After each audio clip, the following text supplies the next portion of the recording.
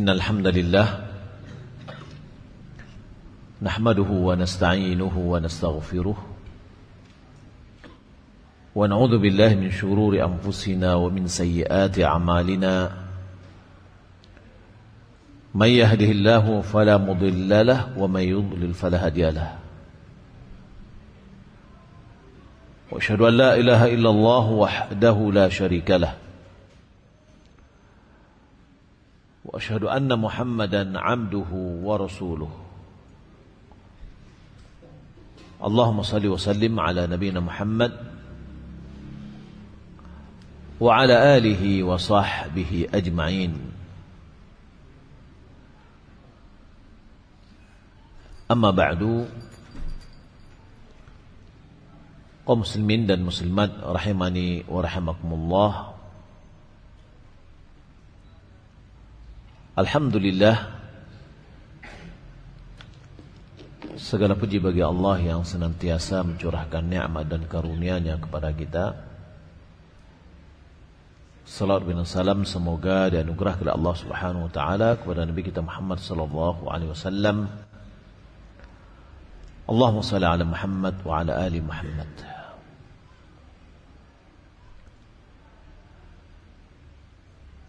Kajian kita pada malam ini wasiat Rasulullah sallallahu alaihi wasallam.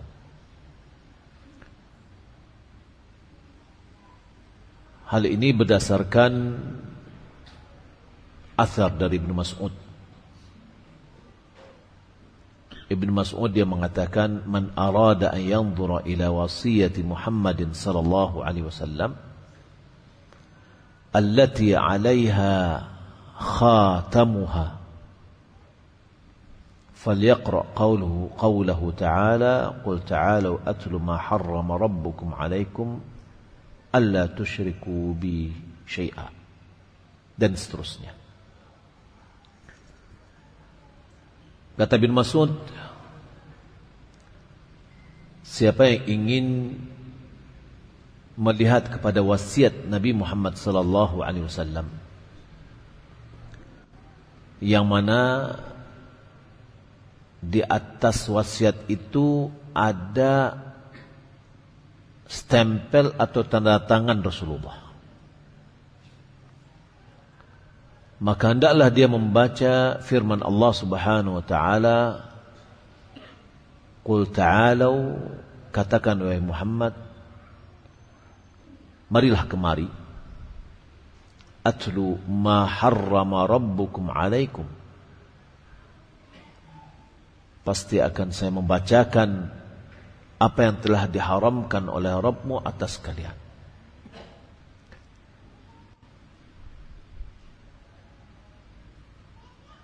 Maksudnya di sini bahwa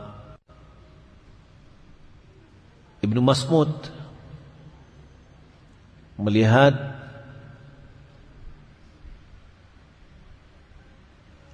ayat yang mana dia berada dalam surat Al-An'am ayat 151, 152, 153.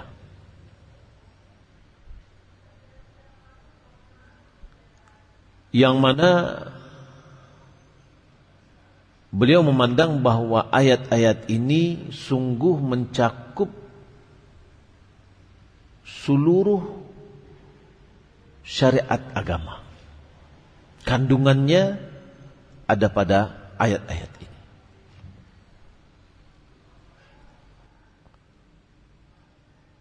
Maka seakan-akan dia merupakan wasiat yang telah dipatrikan oleh Rasulullah SAW untuk umatnya.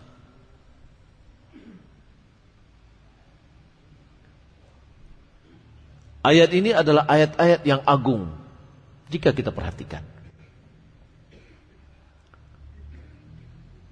Apabila seorang muslim menghayatinya, mentadaburinya, mengamalkannya,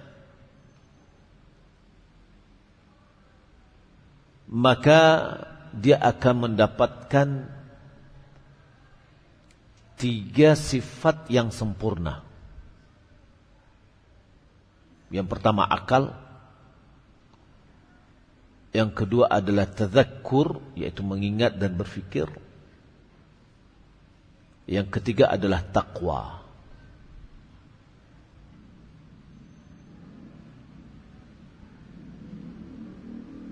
Tiga ayat ini, Bapak Ibu yang dimuliakan Allah Subhanahu wa taala, apabila kita melihat pada surat yang lain, yaitu surat Al-Isra,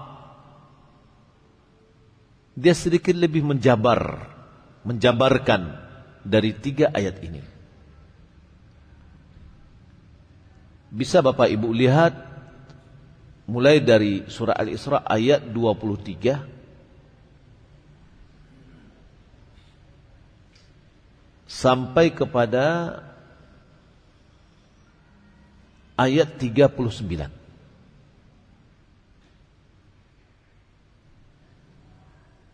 Maka kalau kita perhatikan hampir mirip kandungannya, dan malah dalam surat Al-Isra itu lebih sedikit dijabarkan. Bapak Ibu dimuliakan Allah Subhanahu wa taala, mari kita bersama-sama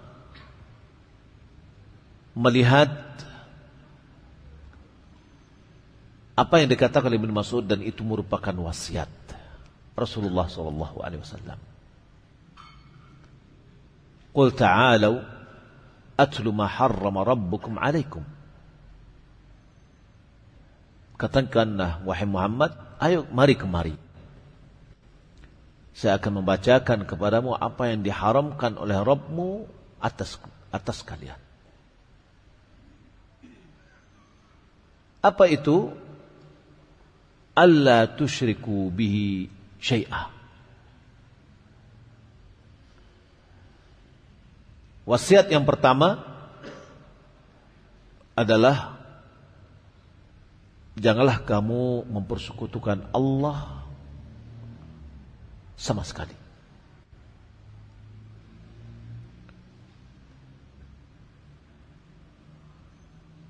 Kalau kita perhatikan,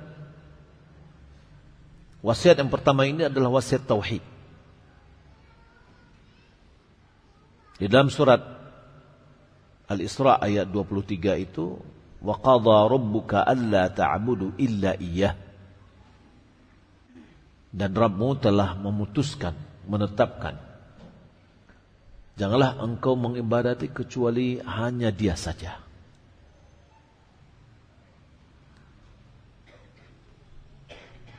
Larangan dari sesuatu adalah perintah terhadap lawannya. Janganlah berbuat syirik, berarti itu adalah perintah untuk mentauhidkannya.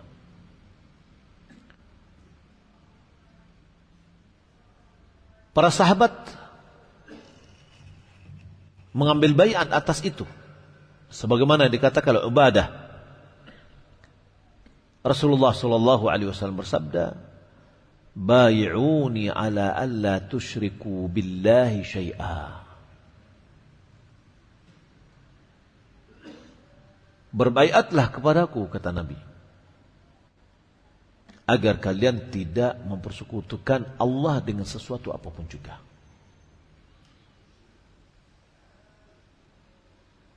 Karena tujuan Allah Subhanahu wa taala menciptakan jin dan manusia adalah untuk mentauhidkannya. Wa ma khalaqtul jinna wal insa illa liya'budun. Dan tidaklah aku menciptakan jin dan manusia kecuali untuk beribadah kepadaku. Orang yang betul-betul beribadah kepada Allah adalah orang yang mentauhidkannya. Ketika dia memurnikan seluruh ibadah itu hanya kepada Allah semata, maka pada saat itulah dia baru mengibadati Allah. Tapi kalau seandainya dalam beribadah dia mengibadati yang lain juga, dia mempersekutukan Allah, dia meminta kepada Allah tapi juga meminta kepada selain Allah, berarti dia belum mengibadati Allah. Di antara penafsiran ulama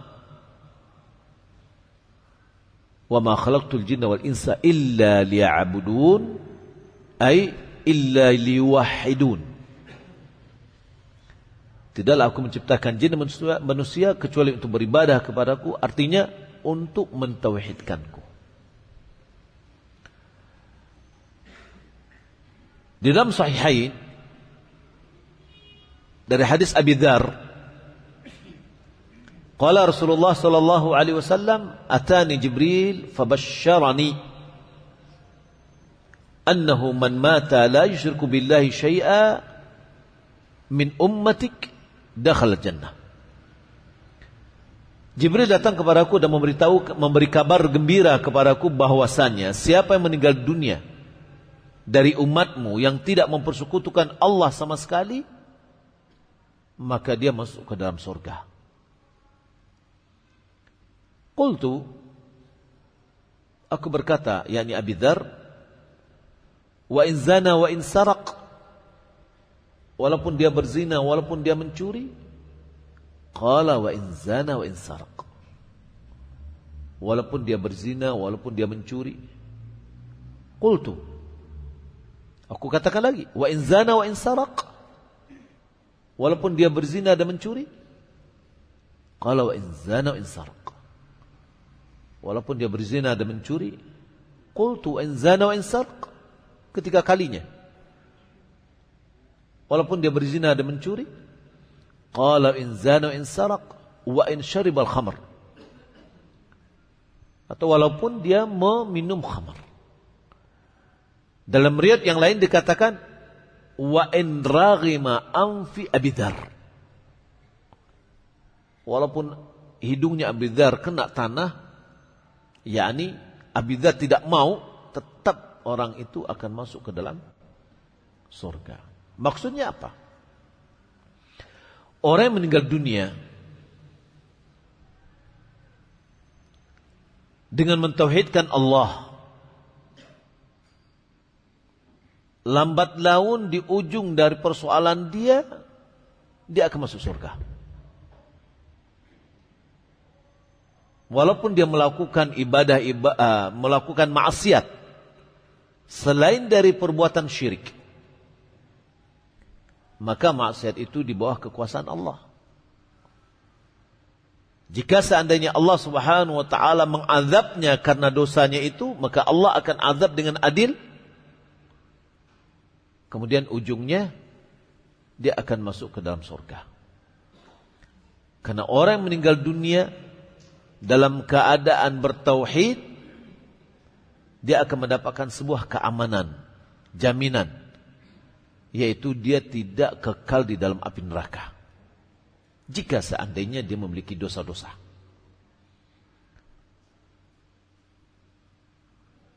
Karena Allah Subhanahu wa taala tidak mengampuni dosa-dosa syirik. Allah berfirman, "Innallaha la yaghfiru an yushraka bih wa yaghfiru ma duna dzalika liman yasha." Sesungguhnya Allah tidak akan mengampuni yang berbuat syirik dan mengampuni dosa di bawahnya bagi siapa yang dikehendaki oleh Allah Subhanahu wa taala. yakni dosa yang tidak sampai kepada tingkat syirik. Nabi SAW juga bersabda dalam hadis keluarkan oleh Imam Muslim dari Ibn Mas'ud, "Man mata la yusyriku billahi syai'a dakhala jannah." Siapa yang meninggal dunia yang dia tidak mempersekutukan dengan Allah akan apapun juga, dia masuk ke dalam surga. Dalam hadis yang lain dari hadis Ubadah dan Abi Darda, yang mana kita dilarang bagaimanapun juga keadaan kita, tidak boleh kita berbuat syirik. Kata Nabi SAW, "La tusyriku billahi syai'a." Janganlah kalian mempersekutukan Allah sama sekali. "Wa in qutti'tum aw sullibtum aw hurriqtum. Walaupun engkau dicencang, walaupun engkau disalib, walaupun engkau atau kalian dibakar, diancam dibakar, maka janganlah berbuat syirik kepada Allah Subhanahu wa taala. Hadis Ubadah bin Samit, dia mengatakan awsana Rasulullah sallallahu alaihi wasallam bisab'i khisal. Rasulullah mewasiatkan kepada kami 7 wasiat. Di antaranya, alla tusyriku billahi syai'a wa in huraqtum wa qutti'tum wa sullibtum. Janganlah kamu mempersekutukan Allah Subhanahu wa taala sama sekali, walaupun dibakar, dicencang atau disalib. Ini yang pertama, kaum muslimin dan muslimat yang dimuliakan oleh Allah Subhanahu wa taala. Wasiat yang pertama. Wasiat yang kedua adalah wabil walidaini ihsana, yaitu berbuat baik kepada kedua orang tua.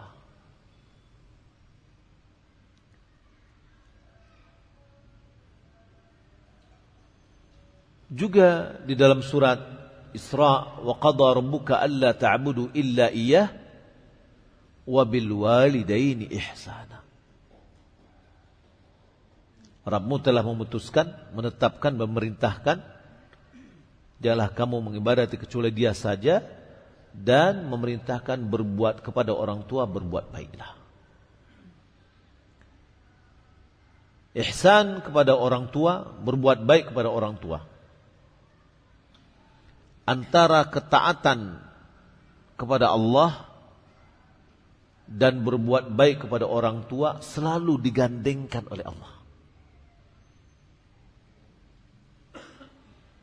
Setelah hak Allah Subhanahu wa taala kita penuhi dengan mentauhidkannya, maka hak orang tua kita yang kita penuhi.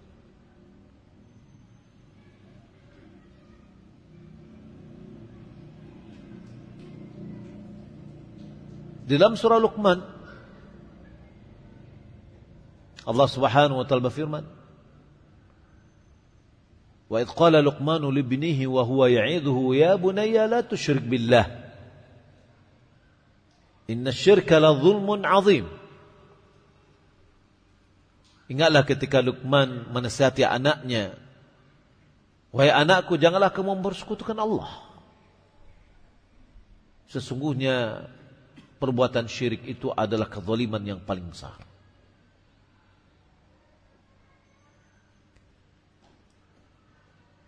Lalu wasiat yang kedua yang diberikan, wasainal insana biwalidayhi hamalathu ummuhu wahnan ala wahnin wa fisaluhu fi 'amain anishkurli waliwalidayka ilayyal masir. Digandengkan, hendaklah bersyukur kepada Allah dan bersyukur kepada kedua orang tua. Berbuat baik kepada orang tua karena dia adalah orang tua kita, walaupun dia tidak seakidah. Allah Subhanahu wa ta'ala berfirman, wa in jahadaka ala an tusyrika bi ma laysa laka bihi ilmun fala tuti'huma wa sahibhuma fid dunya ma'rufa. Jika keduanya berupaya, berjihad, bersungguh-sungguh, berupaya menggoda, memerintahkan dan yang macam-macam, agar kamu mempersekutukan denganku akan sesuatu yang kamu tidak mengetahui ilmu di dalamnya, fala tuti'huma, maka jangan taati keduanya dalam masalah ketaatan kepada maksiat. La ta'ata li makhluqin fi ma'siyatil khaliq. Tidak ada ketaatan kepada seorang makhluk dalam berbuat maksiat kepada sang khaliq. Ketika memerintahkan untuk berbuat syirik kepada Allah, jangan taati. Kalau kita tidak taati, apakah kita lecehkan mereka? Kita abaikan mereka? Kita membangkang kepada mereka? Kita berbuat jelek karena dia sudah berusaha untuk membuat kita berbuat syirik? Tidak. Wasahibhuma fid dunya ma'rufa. Gauli, temani, sahabati, dampingi mereka berdua selama di dunia dengan cara yang baik. Kalau itu antara seorang anak dengan orang tuanya tidak seakidah, bagaimana dengan seorang anak dengan orang tuanya sama-sama akidahnya? Hanya saja orang tuanya belum banyak memiliki pengetahuan agamanya seperti anaknya. Boleh jadi latar belakang pendidikannya yang menyebabkan dia bersikap jatuh kepada perbuatan bid'ah, jatuh dalam hal-hal yang tidak seharusnya. Apakah kita akan membangkang? Apakah kita membantah? Apakah? Tentu tidak. Lalu bagaimana mungkin ketika kita berbicara tentang birru walidain ini, sepantasnya bukan audiennya yang sekarang ini ya. Biasanya audiennya adalah anak-anak remaja, bukan kakek-kakek, bapak-bapak. Kakek-kakek itu anak atau tidak? Anak dari orang tuanya. Bagaimana cara kakek berbakti kepada orang tuanya? Ada 5. Ya. Kenapa saya katakan kakek? Karena yang hadir di sini sudah punya cucu. Tapi kita harus sadari bahwasanya kita adalah anak dari orang tua kita. Meninggalnya orang tua kita bukan berarti kita tidak bisa berbakti kepada orang tua kita. Masih tetap kita berbakti kepada orang tua kita. Seorang sahabat bertanya kepada Nabi SAW, ya Rasulullah, apakah masih tersisa saya untuk berbakti kepada orang tua yang bisa saya lakukan setelah mereka meninggal dunia? Kata Nabi, iya, ada 5. Yang pertama, as-salatu alaihima, mendoakan mereka,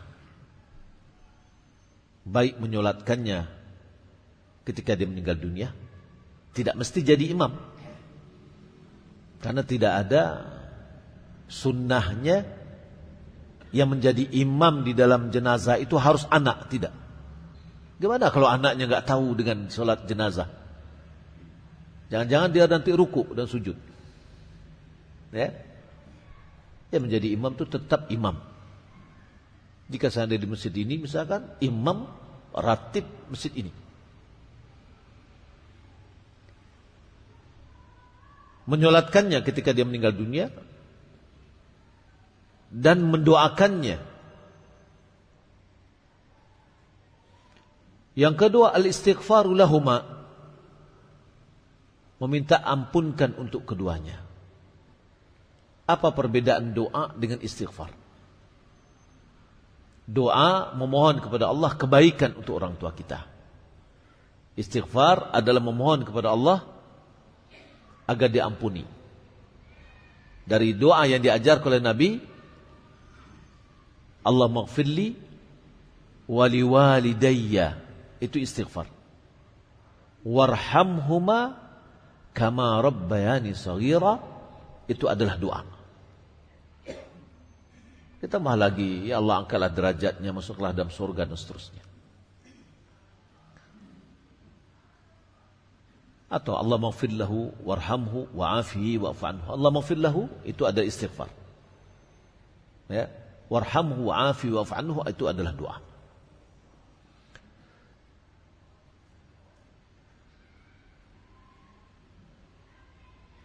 Kaum muslimin dan muslimat yang dimuliakan Allah Subhanahu wa taala. Yang ketiga, tanfidhi ahdihima min ba'di mautihima. Menunaikan janji beliau setelah beliau meninggal dunia. Misalkan dia pernah berjanji dengan temannya untuk dikasih hadiah atau apa, maka kita lanjutkan, kita laksanakan. Termasuk di situ wasiat, selama wasiat itu tidak bertentangan dengan syariat. Yang keempat, ikram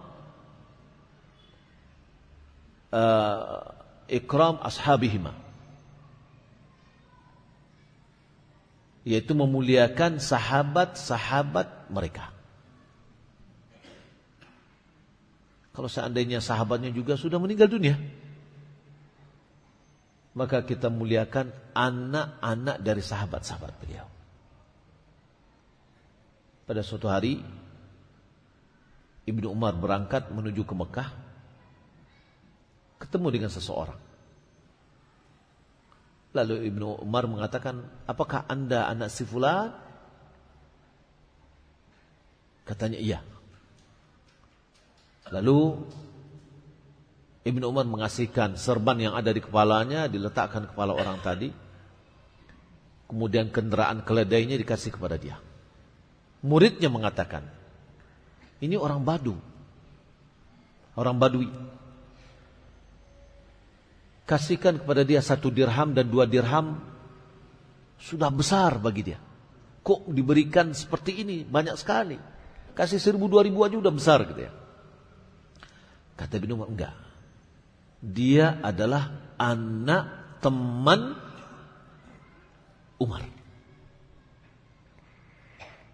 Dalam riwayat yang lain Nabi SAW mengatakan, merupakan berbakti kepada orang tua adalah memuliakan orang-orang yang disenangi atau orang yang dicintai oleh orang tua. Termasuk adalah sahabat-sahabatnya. Maka kita bisa, kawan-kawan ayah ibu kita dahulu, coba kita kembali berkomunikasi dengan mereka. Yang ingat bagi mereka adalah orang tua kita. Yang pertama yang akan lakukannya adalah mendoakan orang tua kita. Ya.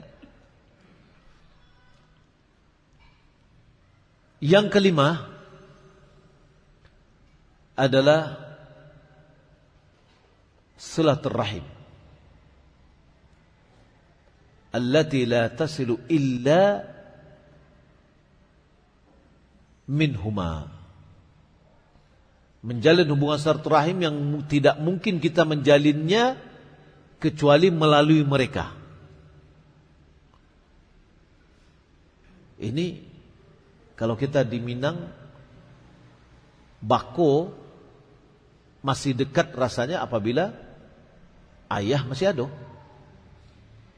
masih acok kita ke bako. Tapi kalau ayah lah meninggal, bako mulai dilupui. Ya. Nah sekarang tidak bako saja. Orang yang mana koneksinya adalah dengan ayah kita, berarti di situ adalah bako ayah, anak buah ayah. Begitu juga dengan orang ibu kita, bako ibu kita, anak pisang ibu kita. Itu kita jalin. Dan itu adalah bagian dari bentuk birrul walidain. Ini jika orang tua kita sudah meninggal dunia. Adapun kalau hidup,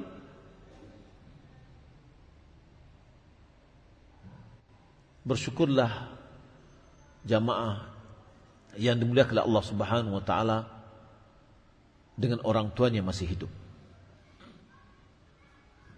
Kenapa? Nabi SAW mengatakan, al-walidani awsatu abwabil jannah, atau kama qala Nabi SAW. Orang tua adalah pintu yang terbaik dari pintu surga. Artinya, bagi orang yang orang tuanya masih hidup, potensi untuk masuk surga itu ada.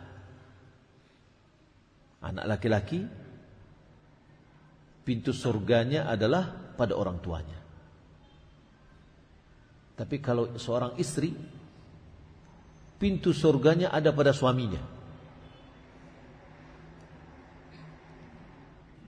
Makanya Nabi SAW dalam hadis yang dikeluarkan oleh Imam Muslim dan yang lainnya termasuk Tirmidzi, Baihaqi, At-Tabrani, raghima anfi imri'in adraka walidayhi aw ahadahuma wa lam yadkhulil jannah. Merugi seseorang dia mendapatkan kedua ibu bapaknya atau salah satu di antaranya, namun dia tidak masuk surga. Merugi. Kenapa merugi? Karena potensi dia untuk masuk ke surga itu ada. Karena ada pintunya. Ketika dia tidak masuk surga dan dia mendapatkan kedua orang tuanya, berarti dia tidak berbakti kepada orang tuanya. Makna dari birrul walidain adalah ihsan. Lawan dari ihsan adalah isaah. Menyakiti. Menyakiti orang tua itu adalah uquq, durhaka. Salah satu bentuk durhaka itu adalah menjadikan orang tua menangis. Ibnu Umar dia mengatakan bukaul walidaini uququn. Menangisnya orang tua adalah kedurhakaan.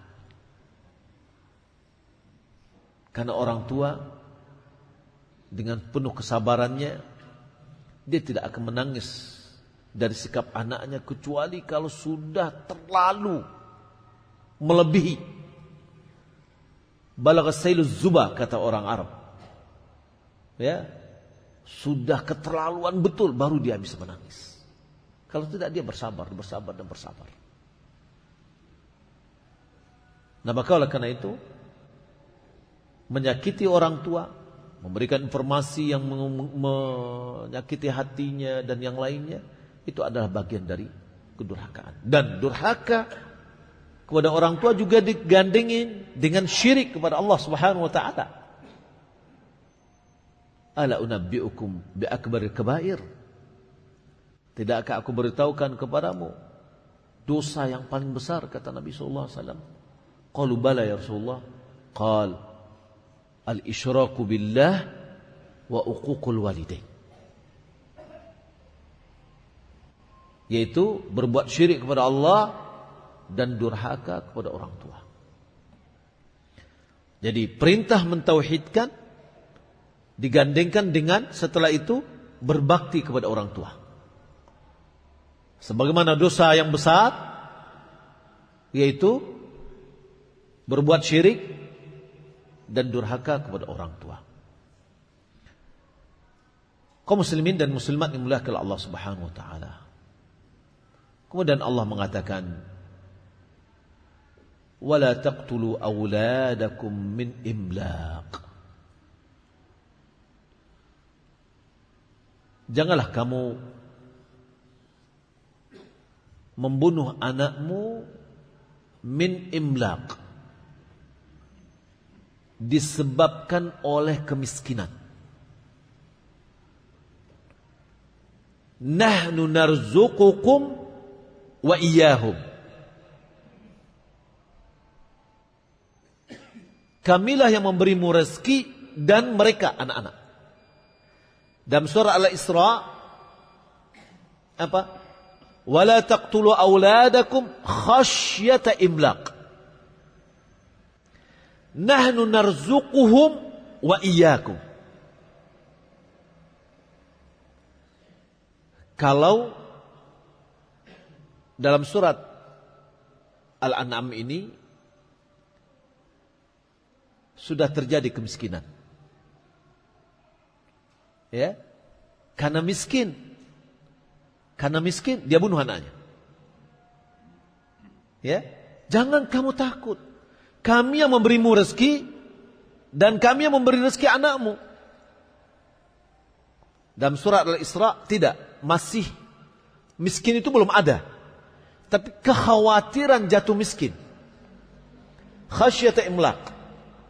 Seakan-akan dia tidak akan bisa memberi rezeki tidak bisa memberi makan anaknya. Apa kata Allah? Nahnu narzuquhum wa iyyakum. Kami memberi rezeki mereka dan kamu juga. Ada orang membatasi anaknya, ya, cukup dengan 2 aja. Takut tidak bisa memberinya makan. Ya. Lalu Allah tekankan, nahnu narzuquhum wa iyyakum. Mereka kami yang beri rezeki dan kamu juga kami yang beri rezeki. Kalau ini dia takut rezekinya dikurangi karena adanya anak, dia sudah miskin nih, nggak bisa ngasih makan anak misalnya. Lalu Allah katakan, nahnu narzuqukum wa iyyahum. Udah masuk waktu. Udah ya, azan kita dulu ya. Barakallahu fikum. Baik. Kita lanjutkan Bapak Ibu dimuliakan Allah Subhanahu wa taala.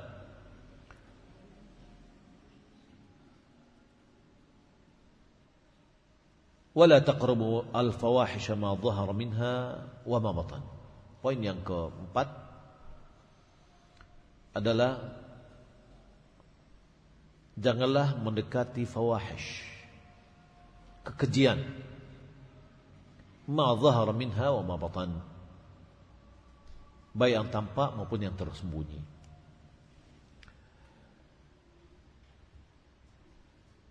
Al-fawahish adalah hal-hal yang keji, dan pada umumnya mulai dari perbuatan zina atau yang mendekatinya. Allah Subhanahu wa taala mengatakan wala taqrabuz zina. Ini dalam surat Al-Isra. Jangan dekat zina. Mendekatinya saja tidak boleh, apalagi melakukannya. Kemudian yang kelima, wala taqtulu nafsa allati harramallahu illa bil haqq.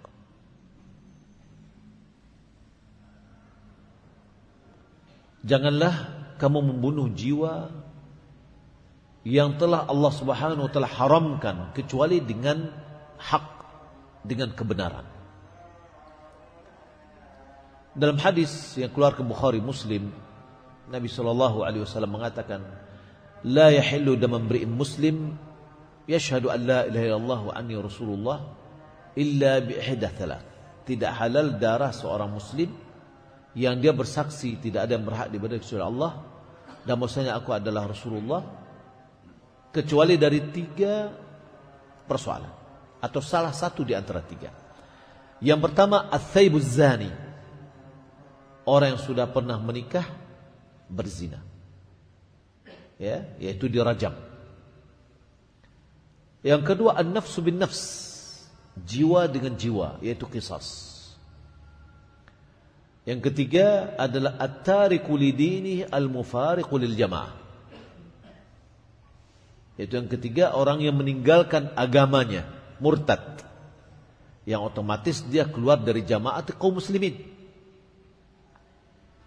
Maka ini adalah pembunuhan yang hak. Tapi siapa melakukannya adalah tentu orang yang berkuasa, pemerintah, penguasa. Tidak boleh dilakukan oleh individu.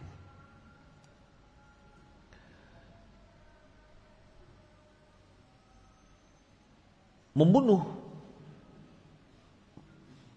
jiwa yang tidak jiwa yang diharamkan oleh Allah Subhanahu wa taala adalah dosa besar.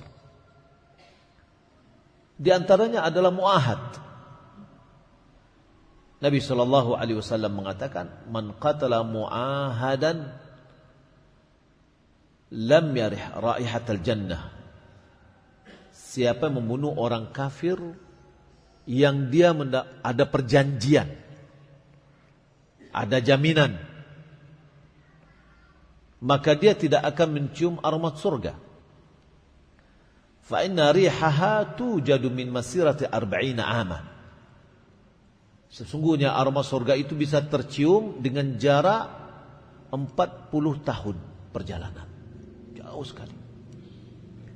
Nah, ini menunjukkan bahwa orang yang membunuh muahad, orang kafir yang diberikan jaminan, ya, seperti masuk dalam sebuah negara, dia mendapatkan visa, dia adalah mendapatkan jaminan, termasuk juga utusan delegasi-delegasi, maka itu tidak dibolehkan untuk dibunuhnya. Dan itu termasuk hal yang diharamkan. Dzalikum wasaqum bihi la'allakum tattaqun. Itu adalah yang Allah Subhanahu wa taala wasiatkan agar kalian la'allakum ta'qilun, agar kalian bisa memahami mana perintah, mana larangan. Kemudian ayat berikutnya, wala taqrabu malal yatim illa billati hiya ahsan. Janganlah kalian mendekati harta anak yatim. Siapa anak yatim? Adalah anak yang belum baligh, yang ayahnya meninggal dunia. Itulah anak yatim. Jika dia sudah baligh, maka tidak anak yatim lagi. Ketika ayat ini turun, sebagaimana yang dijelaskan oleh Ibnu Abbas, orang-orang ditambah lagi dengan ayat yang lain dalam surah An-Nisa, innal ladzina ya'kuluna amwalal yatama zulma. Orang-orang yang memakan harta anak yatim secara kezaliman, secara yang tidak benar. Ayat-ayat ini menyebabkan sebagian dari sahabat merasa gaduh bagaimana menyikapinya. Sehingga bagi sahabat yang memiliki anak yatim, dia pisah antara harta dia dengan harta anak yatim. Ya, makanan dia dengan makanan anak yatim dia pisah, minuman dia dengan minum anak yatim. Sehingga makanan anak yatim itu terkadang berlebih, yang mengakibatkan makanannya rusak, mubazir, buang-buang. Ya. Lalu ini juga menjadi problem bagi mereka. Lantas mereka datang kepada Rasulullah SAW. Ya. Lalu Allah Subhanahu wa taala turunkan firman-Nya, "Was'alunaka 'anil yatama." Mereka bertanya tentang anak-anak yatim. Qul islahu lahum khair. yakni berbuat baik bagi mereka itu adalah baik. Wa in tukhalituhum fa ikhwanukum. Jika kalian bercampur baur dengan mereka, itu adalah saudara kalian. Maka Nabi mengatakan khallitu ta'amahum bi ta'amihim. Mereka campurkan antara makan dia dengan makanan anak yatim. Ya, syarabuhum syarabihim, makan mereka diminum mereka dengan minum, sehingga tidak ada yang tersisa. Mereka bisa makan sewajarnya. Maka ini diperintahkan dengan sewajarnya. Illa billati hiya ahsan, dengan cara yang baik. Maka sewajarnya ketika kita memberikan makan anak-anak, anak yatim, kita ikut sertakan dengan makanan kita. Mungkin boleh jadi kita termakan makanannya, tapi itu ada satu hal yang wajar. Kemudian perintah berikutnya wa auful kaila wal mizana bil qist. Penuhi takaran timbangan dengan adil. Yakni lengkapi timbangan dan takaran itu dengan adil. Berusaha la nukallifu nafsan illa wus'aha. Kami tidak membebani satu jiwa kecuali apa yang maksimal dia lakukan. Ya. Ketika diperintahkan untuk menyempurnakan timbangan dan takaran, terkadang mungkin boleh jadi ada yang kurang. Tapi itu setelah maksimal dia lakukan. Karena mengurangi takaran dan timbangan ada suratnya khusus. Al-mutaffifun, orang-orang yang mengurangi timbangan. Ya, apabila meminta timbangan, dia sempurnakan. Apabila menimbang orang lain, dia kurangi. Ya, wailul lil mutaffifin alladzina idza iktalu 'alan nas yastawfun wa idza kaluhum aw wazanuhum yukhsirun. Celaka bagi orang-orang yang mengurangi takaran. Apabila dia meminta takaran kepada orang lain, dia minta disempurnakan. Apabila mentakar orang lain, dia kurangi. Ya, maka ini adalah dosa besar. Wa idza qultum fa'dilu walau kana dza qurba. Bersikap adil. Bersikap adil itu baik dalam perbuatan maupun dalam perkataan. Jika kamu mengatakan perkataan, maka berkata adillah walaupun dengan karib kerabat sendiri. Ya, kalau bagi orang Minang untuk adil itu timbangannya sampai di mato, tidak di piciangan, tiba di parui, tidak di kampian. Ya, siapapun orangnya kita harus tetap bersikap adil. Wa bi ahdillahi aufu, dan dengan janji Allah tunaikan, perintah dan larangan Allah lakukan. Dzalikum wassaakum bihi la'allakum tadhakkarun. Itulah yang diwasiatkan oleh Allah Subhanahu wa taala agar kalian mendapatkan pelajaran. Kemudian di akhir ayat yang ketiga, yang 153, wa anna hadza sirati mustaqiman fattabi'u. Inilah jalanku yang lurus, ikuti. Inilah agama. Nabi sallallahu alaihi wasallam sebagaimana dikatakan oleh Ibnu Mas'ud, khatta Rasulullah sallallahu alaihi wasallam khattan biyadihi. Nabi membuat garis lurus dengan tangannya. Lalu beliau mengatakan, hadza sabilullah mustaqiman. Ini adalah jalan Allah yang lurus. Wa khatta an yaminihi wa shimalihi khututan. Beliau bikin garis banyak kiri dan kanan. Kanan dan kiri. Lalu Nabi mengatakan, hadhihi subul. Ini jalan-jalan. Laisa minha sabilun illa alai syaitanun yad'u ilaih. Tidak ada satupun dari jalan ini kecuali ada syaitan yang mengajak pada jalan itu.